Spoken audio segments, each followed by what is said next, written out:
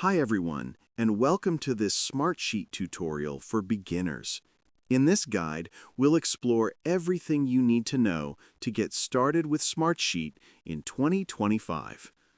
Smartsheet is a powerful online platform that helps you manage projects, track progress, and collaborate with your team in real time. Whether you're handling a small task list or a full-scale business workflow, Smartsheet gives you the flexibility to organize everything in one place. First, open your browser and go to smartsheet.com. From there, sign in with your account or create a new one if you're just getting started. Once you're inside the dashboard, you'll see a clean layout with sheets, reports, and dashboards all accessible from the left-hand panel. To create a new project, click on the plus icon and select Blank Sheet. Give it a name, and you'll get a spreadsheet-style workspace where you can add tasks, assignees, due dates, and status updates. You can easily customize columns to track specific data, such as priority levels or budget. Use the drop-down options and checkboxes to make your sheet more interactive and easier to read.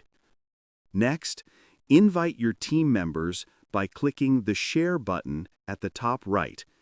You can control who can view, edit, or comment, keeping collaboration organized and secure.